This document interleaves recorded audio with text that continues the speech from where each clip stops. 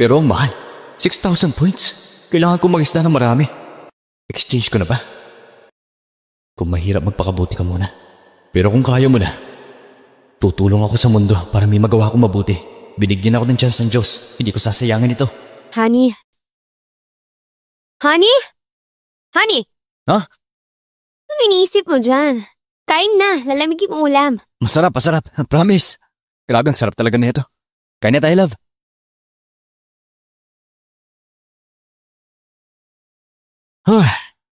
Simulan na yung lumipat tayo sa Shenxi Garden. Mas madali na mag-isda. Ang dami ko ng oras na isa-save. Dahil dyan, mas marami akong points na nakukulik.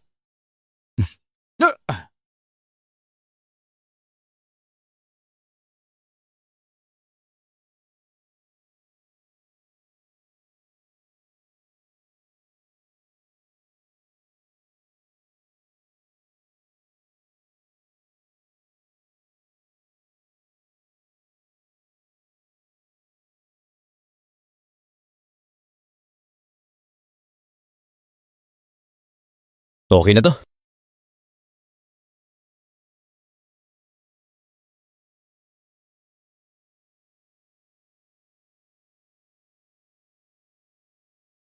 Ito na ang gamot na pwedeng makapagpagaling sa ALS, kahit late stage. Grabe, walang kapalit ang halaga nito. Narinig ko dati online. Nasa Mating Pangvillas nagpapagaling si Prof. Xiao. Kailangan ko ng kumilos. Dali! Yo bro! Ang aga mo naman yata natapos ngayon. Oo, emergency. Yo bro, may nahulog ka. Salamat. By the way, Wang, pakikuha itong mga gamit ko. Okay bro. Hala, may Maybach na pala siya? Kay Liu bro pala. Pareho lang tayo nangingista pero grabe ang level niya. Based sa location, nandito na ako sa Mating Pangvillas. Dito pala nakatira sa Prof. Xiao. Anong problema? Sir, hindi po kayo residente dito, no? Kung papasok sa village, kailangan ipakita ang reservation permit. Pumunta ako para gupitin si Miss Xiao. Pagbigyan niyo na ako. Anong sabi mo?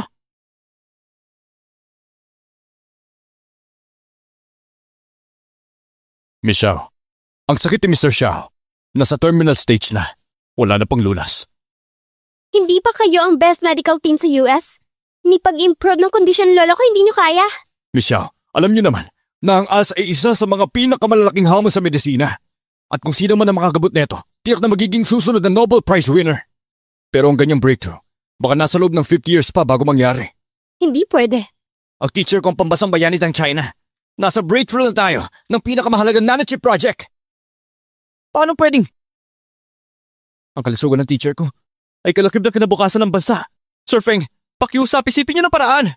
Pasensya na, ginawa na po namin ang lahat. Sige yun, malala na ang sakit ni grandpa mo ngayon. Gamitin mo na lahat ng oras mo para samahan siya. Hindi pwede, kahit anong mangyari. Hindi ko hayaan mawala si grandpa. Hello? Ano sabi mo? May kakilala kang kayang gamutin si grandpa? Nasaan siya? Papasukin mo agad. May makakagamot kay Mr. Xiao? Imposible yan, Xingyon. Si Sir Feng nga wala nang magawa sa sakit ni Lolo eh. Sino pa kaya makakahanap ng paraan? Sino may kaya nun? Sino ba sa palagay mo? Susubukan ko. Hindi ako susuko. Xingyon, hintayin mo ako!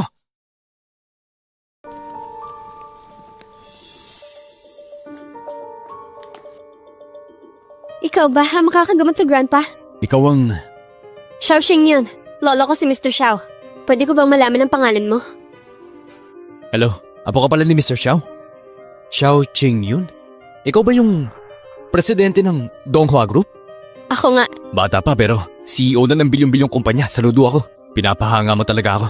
Liu sir, sobra ka naman. Kaya mong gamutin si grandpa? Seryoso ba? Oo naman. Kung wala akong tiwala, hindi ko kayo pupuntahan. Xingyon! Huwag kang basta-basta maniwala dyan. Huwag mong paniwalaan. Siguro scammer lang yan. Tulad nung nakaraan. Nagpapanggap lang yan. Gumagamit ng excuse na gamutin si grandpa para makalapit sa'yo. Siguradong ganun nga. Hindi siya pwede dito. Siya ay... hello. Tagapagmano ng Han Corporation. Han Feng. Ikaw si Han Feng. Sinasabi ko sa'yo, nandito lang ako para gamutin si Sir Xiao. Wala nang iba. Huwag kang magpanggap pa. Ha? Narinig ko na. Sinabi ni Qing Yun kung sino raw ang makakagamot kay Sir Xiao ay siguradong pakakasalin niya. Kasama pa ang Donghua Group bilang dote. Alam mo ba, ayoko nun eh kasi hindi ako interesado sa anumang kapalit niyan. Wala akong pake. Mapagpanggap ka pa! Tama na. Mr. Liu, sumama ka muna sa akin. Tingnan mo ang kalagayan ng lolo ko. Sige. Hayop ka. Nangago ka pa ng babae sa akin. Gusto mo yata malasahan ng kamatayan ha? Mamaya kapag di mo na napatagal si Sir Xiao, paglabas natin dito, ako na mismo ang wawasak sa'yo. Maglalaho ka sa mundo.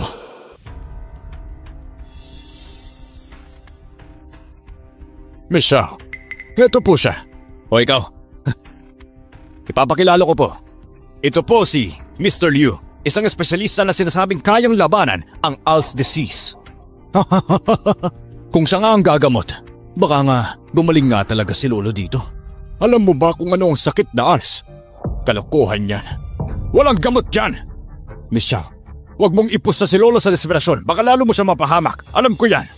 Kaya dapat, maging maingat kayo sa mga ganyan. Huwag kayo magpadalos-dalos ng desisyon ninyo.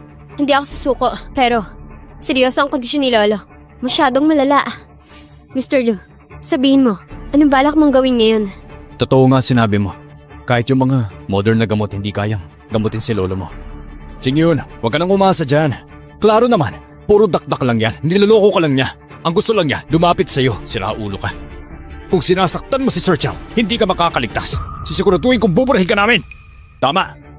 Kapag sinaktan mo si teacher, kakalat ang pangalan mo sa buong Southern Province. Wala ka ng pabrikan. Teka lang. Hindi pa nga ako nakakapagsalita, ang bilis niya na mag-react. Kung walang ibang makakagamot, hindi ibig sabihin nun di ko na kaya. Anong gusto mo sabihin? Ikaw ang may kayang gumumot sa kanya? Tama. Narinig niyo ba ng tama yun? Grabe ka naman. Kung mayabang ka, walang draft-draft, kaya dyan ang gamutin oh. Tama na nga yan, Mr. Liu. Sabihin mo na kung anong plano mo kay Lolo. Madali lang naman ang gagawin ko para sa kanya. Isang capsule lang. Isang inuman, gagaling si Sir Xiao. Isang gamot para sa ALS. Bata ka pa. Huwag ka nga magbiro lang ganyan. Sa pinakakilalang medical institute, ako nag-research. Maraming taon na ako roon. Pero kahit minsan, wala pa akong nakitang team na kayang gumawa niyan.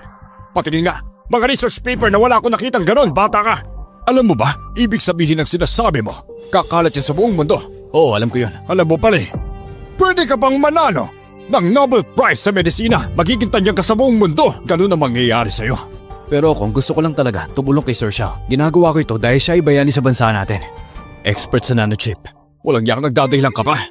Baka naman kasi nanliligaw ka lang. At yung gamot mo baka naman lason pala talaga yan. Eh paano kung may mangyaring masama kay Sir Xiao ha? Dapat ka nalang barilin ang 100 beses. Hoy kayo dyan, palayasin niyo ng siraulong yan. Teka lang. Miss Xiao, baka ito na lang ang tanging pag-asa ni Sir Xiao. Sigurado kang isasuko mo to? Lolo. Singyon, mukhang konti na lang ang natitirang oras ko. Wala na akong silbi. Kung nakahiga lang ako dito ngayong oras ito, mas mabuti pang pamatay ako kaysa maging pabigat. Hayaan niyo na lang subukan ng batang ito. Pakiusap. Sige po, Lolo. Bigyan mo na yung gamot. Sir Xiao, huwag kayong padalos-dalos. Hindi pwedeng basta uminom ng gamot ng ganyan. Oh teacher, makinig kayo kay Elder Feng. Tama na ang usapan ninyo. Buong puso ko na itong desisyon ko. Sandali! Sandali! Anong ginagawa mo? Sir Xiao, mahalaga kayo sa bansa. Hindi basta-basta ito. Ang pinaka-problema ng gamot na yan, sisirain mo ang kinabukasan ng buong bansa. Kaya mo bang panagutan yun? Eh pumayag na si Sir Xiao, bakit ka ba nag-iingay? Anong gusto mo ha? Kung ayaw mo, ikaw ang gumawa ng paraan. Wala ka namang magagawa eh. Umalis ka nga riyan. Umalis ka. Pero kung ang gamot na yan, may problema talaga. Krimen ang ginagawa mong yan. Pag napatunayan yan, pwede ka naming barilin. Sige, magpustahan tayo. Pustahan, ha? Sino ka ba? Ha? Karapatan mo bang tumaya? O baka natatakot ka, ha? Ha? O sige na nga. Anong pustahan? Kung hindi gumana ang gamot na to kay Sir Xiao, ako mismo, aamin na sinadya ko siyang saktan at luluhod pa ako sa harap mo. Pero pag natalo ka, sampalin mo ang sarili mo ng 100 beses. Ha? Pinapaload mo ba ako para gawin yan? Pinapa-self-strap mo ba ako? Sira ulo ko talaga ha? Ano? Natatakot ka ha? Pustahan lang naman to eh, ha? Sana lang, hindi mo pagsisihan. Saktong-sakto ang bilang. Ikaw ang magiging saksi. Sige, pero mas maganda, gumana yung gamot mo sa teacher. Kung hindi, ikaw ang unang tatamaan sa akin. Tama na mga kaguluhan. Bilisan nyo, Ching yun! Iabot mo ng gamot, bilisan mo! Yung chip project! Hindi pwedeng madali pa!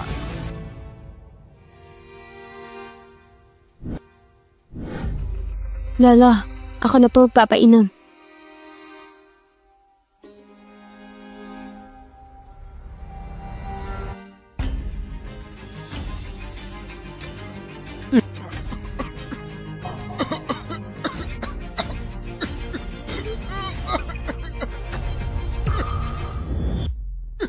Anong nangyayari? Dapat gumagana na yun Hindi kaya yung gamot na kinuha sa system, Peke. Lolo, ano nangyari sa'yo? Mahina ang dugo ni Sir Xiao, gulong-gulo ang pulso. Siguradong dahil sa gamot na pinainom mo! Ikaw, balak mo talagang patayin si Sir Xiao, no? Ching Yun. Sinabi ko naman sa'yo, di ba? Hindi ba pagkakatiwalaan yung mga tao? Baka nga, espiya pa siya ng kalaban. Pinadala para patayin si Sir Xiao. Ba't pa kasi hindi ka nakikinig sa akin kanina? Nagbalak ang saktan si Lolo? Hindi totoo yan. Mintik ka! Mga tao! Takpin siya. Liu Bin, tama. Pag may nangyari kay Lolo, isasama kita sa hukay. Ginalaw mo pa si teacher. Ipakakalat ko to. Ipapamedya ko to. Ipopost ko, ipapalam ko sa buong bansa. Malalaman ng buong bayan kung gaano ka kasama. Hayop ka! Kanina ang yabang mo talaga. Ba't ngayon tikom na yung bibig mo, ha? Sige na nga, magyabang ka pa. Ano, ituloy pa. Hintayin mo lang kahit anong gamot. Kailangan ng oras para tumalab. Ano ngayon, pinipilit mo pa rin yan, ha? Akala mo maniniwala kami sa'yo? Fine. Bigyan ka pa namin ng konting oras, ha? Ano balak mo? Tingnan natin kung may palusot ka pa. Tumigil ka!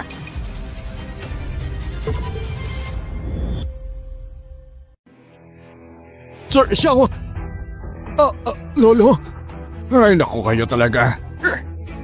Lolo, gumaling ka na po ba? Okay ka lang ba? Teacher, ayos lang kayo? Oo, ayos lang. Pakiramdam ko ngayon ang lakas ko. Kaya ibaba mo na yung flower vase na yan. Kung may nangyari sa VIP ko, hindi kita palalampasin. Maniwala ka. Babasakin kita. Tandaan mo yan! Opo. Yung muscle deterioration niya. Grabe, bumuti nga talaga. Paano nangyari yon? Ano nangyari? Hindi ba? Ayaw niya akong gabaling. Gano'n ba? Hindi naman. Mr. Xiao. Ang ALSA Progressive Paralysis ay isang global na hamon sa medisina.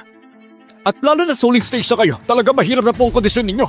Tapos, ang batang ito lang aasahan? Paano siya magkakaroon ng gamot para sa ALS? Imposible yan!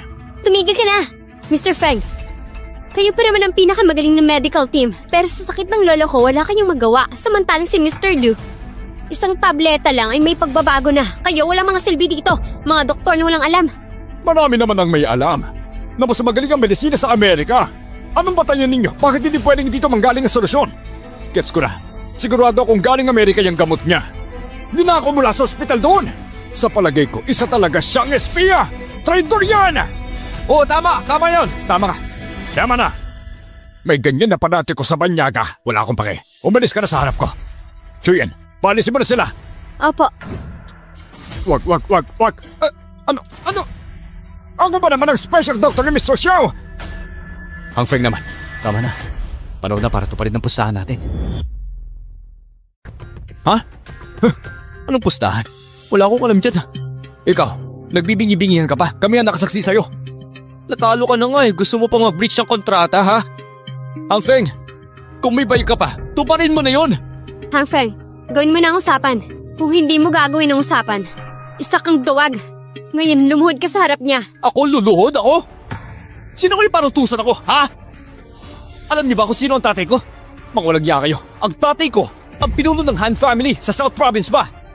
Kaya niyo bang banggain kami, ha? Kayong lahat? Nagbabataas kayo sa harap ko, ha? Maliit na Han family lang kayo. Akala niyo kung sino na kayo? Teka lang, Lolo. Wala pa akong galit sa inyo. Galit ako sa batang ito. Hindi ko na siya talaga kaya. Bubugin na natin yan. Palayasin siya.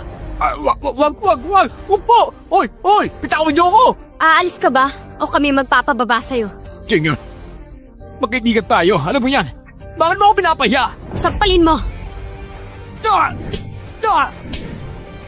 Han Feng, akala mo ba hindi namin alam lahat ng kalokohan ng pamilya nyo? Dalhin niyo na. Sampalin ng 100 times. Tapos itapon palabas. Sige. Bitawan niyo! Xiaoyan. Balik muna kayo sa lab. Bukas susunod na ako. This time, babasagin natin yung 1 nanometer chip barrier. Para sa bansa natin, para sa Huago.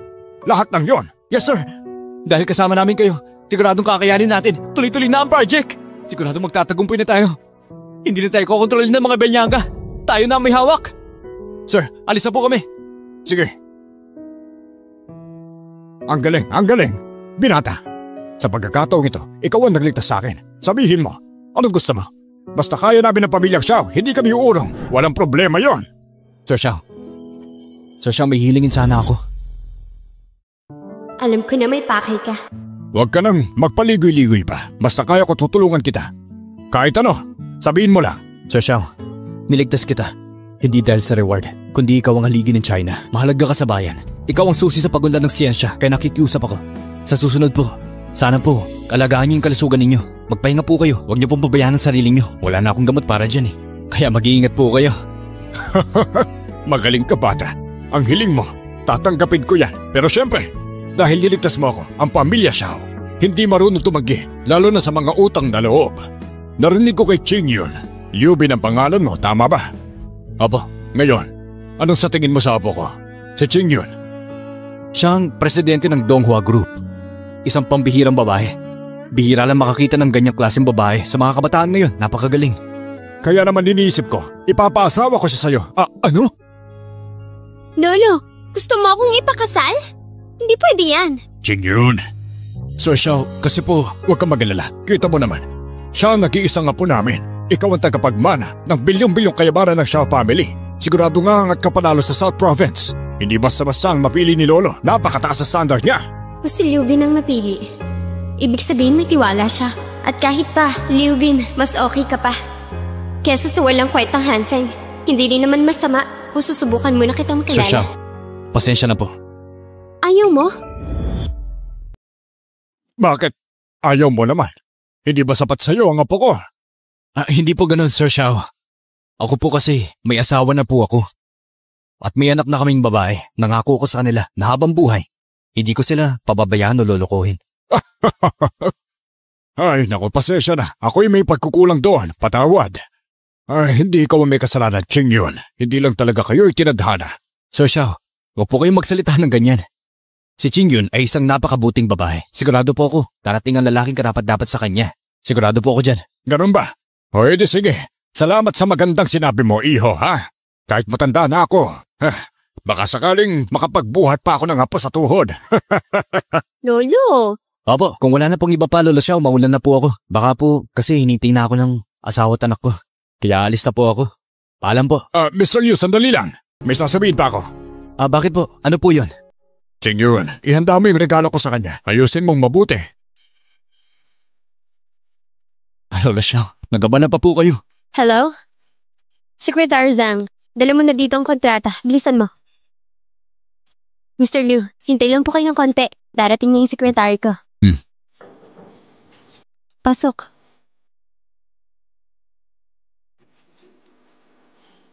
Mr. Liu, ito ang shares contract ng Donghua Group worth 500 million. Gusto lang namin magpasalamat sa'yo dahil niligtas mo si Lolo.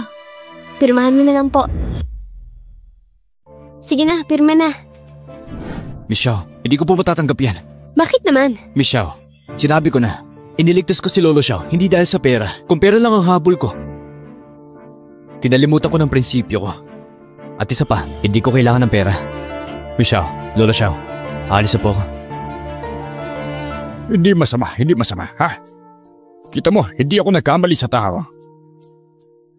Nakikita mo talaga ang sincere siya, hindi siya nagpapanggap. Si Mr. Liu hindi naghahangad ng kapalit para sa bayan at puso. Isang tunay na bayani, yun ang tawag sa kanya. Tama yun. Mapalad ang China na may taong katulad niya. Isang biyaya siya sa bansa natin. Ay, oo nga pala.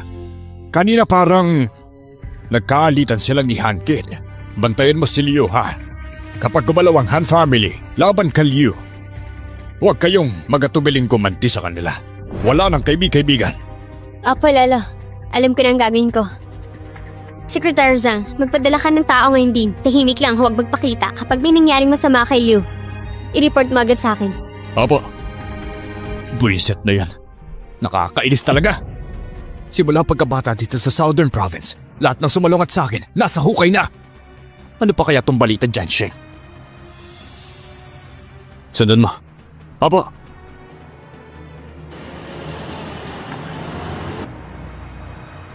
Hansha, habang hindi pa nabigay ang Al's Miracle Cure, huwag niyo muna siyang gagalawin. Kapag nakuha na natin yung formula, mass production na tayo. Pag nangyari yun, sigurado nga angat ang Han family. Kayang-kaya natin maging pinakamayaman sa buong Southern Province. Mali mo, number 1 pa. Sigurado yun. Don't worry. Ginagawa ko lahat ng plano, nakaset na lahat ng yan. Kahit may pakpak sila, hindi sila makakatakas.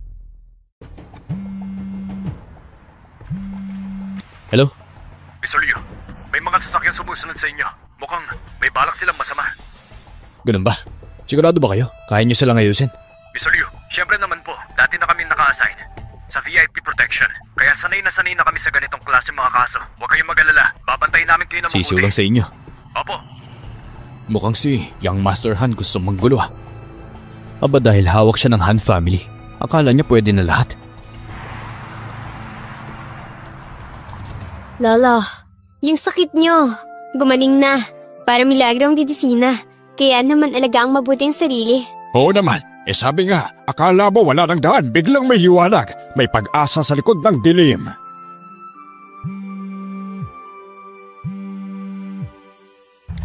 Hello? Ano? Si Han Feng? Walang kiya. Walang niya. Sino yun? Lolo, tama kayo sa hinala. Si Han Feng nga. Inatake si Mr. Liu. Walang respeto kay Mr. Liu. Gusto pa mabuhay. Magpadala ka agad ng tao. Siguraduhin mo, ligtas si Mr. Liu. Apa.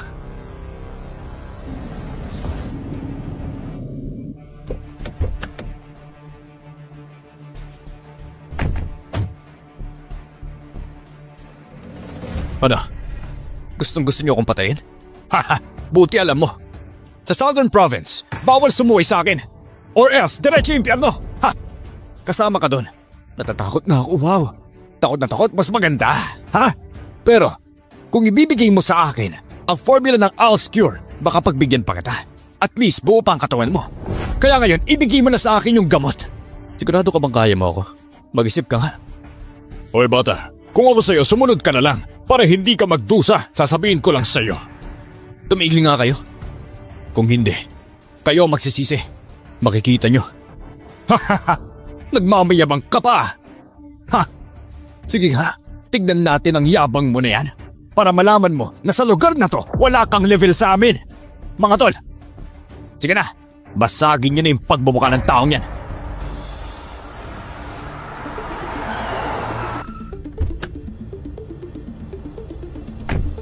Tigil!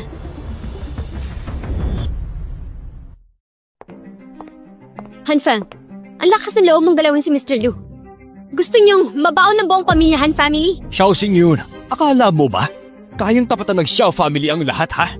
Kaya nyo kaming wasakin? Pwes, makinig ka ng mabuti sa akin. Tapos na ang kontrata namin, ha?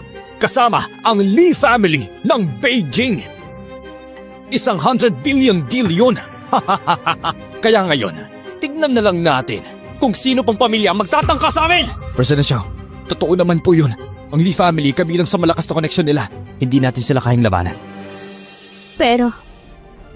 Xiao, hayaan niyo akong umasikasa dito. Ikaw? Ano bang hinihintay niyo? Attack!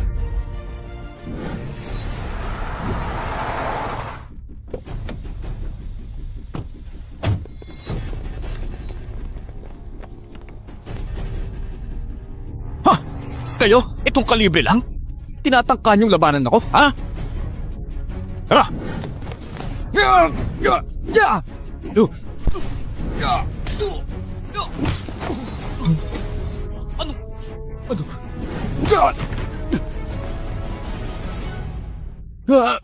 Wag! Maawa kayo! Susuko na ako! Susuko na ako! Sino ba kayo? Bakit ang lakas ninyo? Bitawan niyo ako! Bitawan niyo ako! Mukhang Ikaw ang mamamatay ngayon?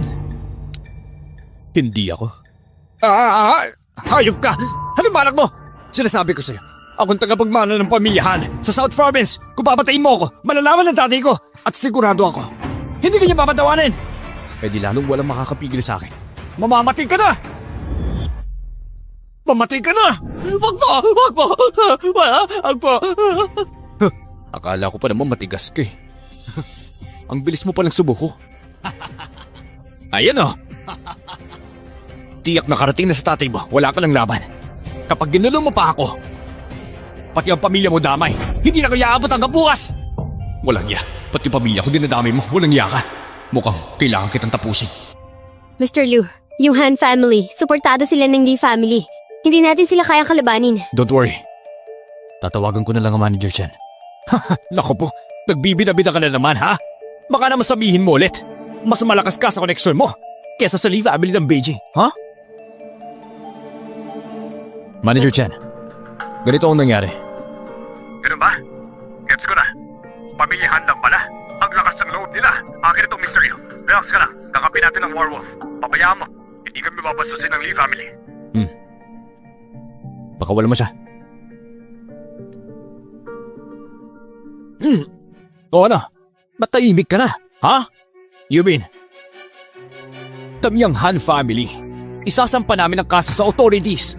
Mamaya, huhulihin ka na nila. Sigurado. Ano raw? Ano raw? Ikaw? Sablay ka? Sasabihin ko sinaktan mo ang tagapagmana ng Han family. Siguradong lagot ka sa kanila. Grabe ka naman, ang galing mong gumawa ng kwento. Sanay na sanay ka. Marami ka nang napakulong.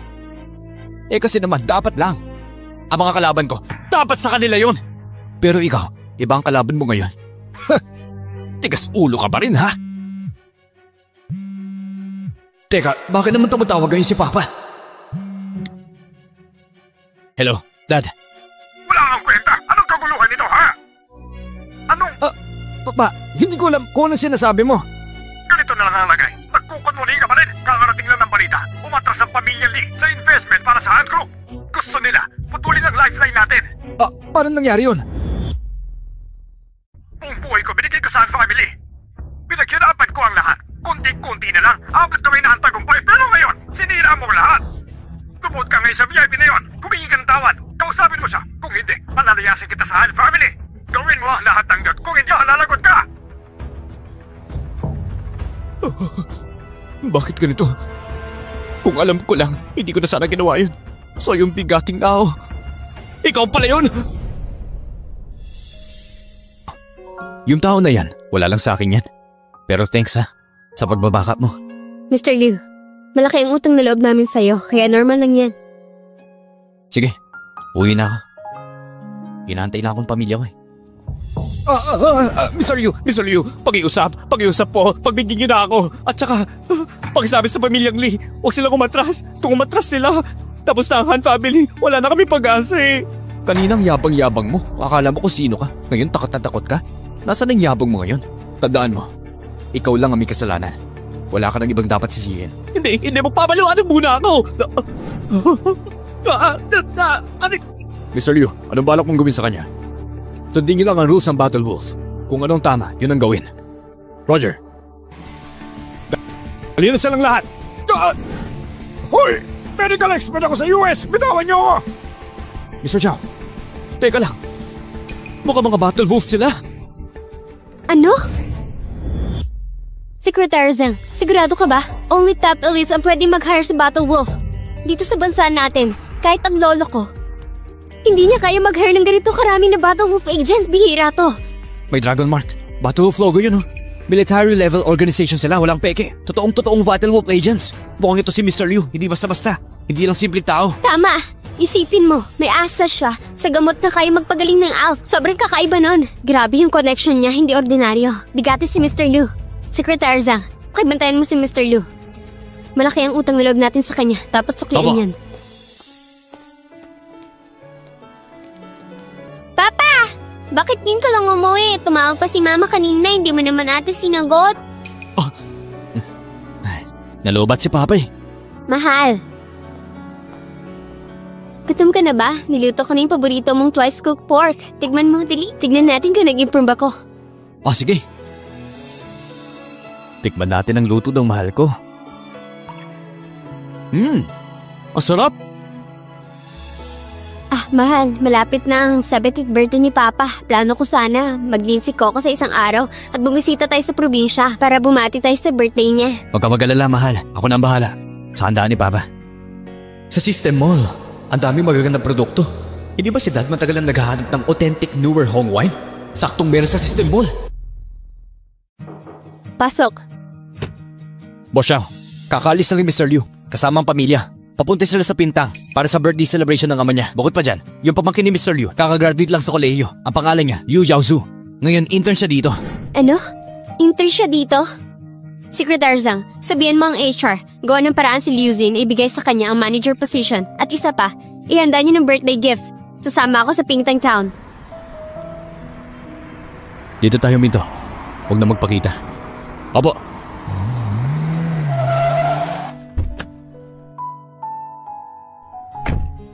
Sige, ikaw na muna bahala. Pagkatapos dito, tatawag ako. Opo. Ginamit ko ang 2,000 points ko para i-redeem itong 50 years old na collector's newer home wine. Isang century old wild ginseng. Perfect na pangregalo. Tiyak na matutuwa si Lolo. Tara, punta tayo sa bahay. Apa! Hoy, Lao Liu! Birthday mo pala ngayon, ha? Congratulations!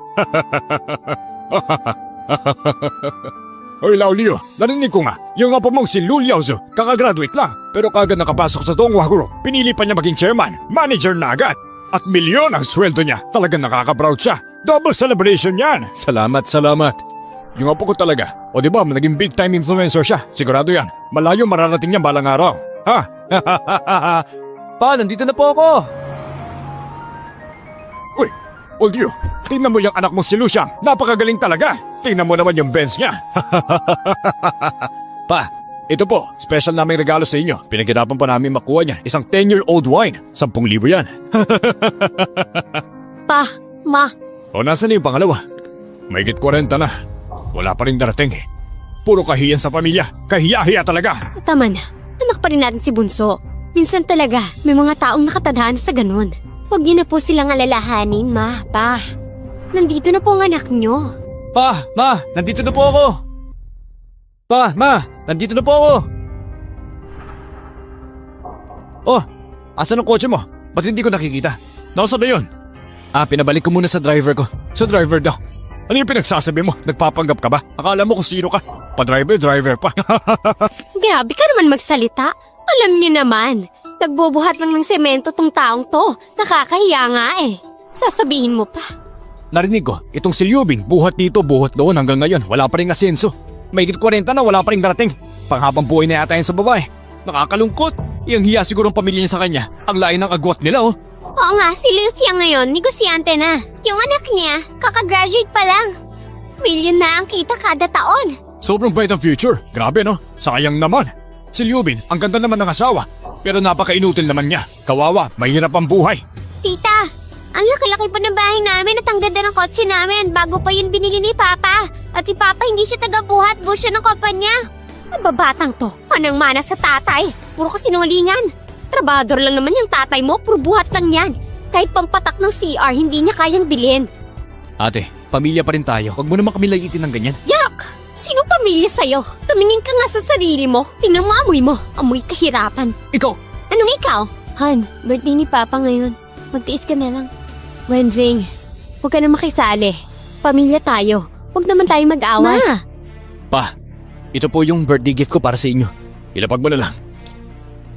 Uy kapatid, 70th birthday ni Papa ngayon. Tapos yan lang bang regalo mo sa kanya? Kuya, bakit mo minamaliit ang regalo ko?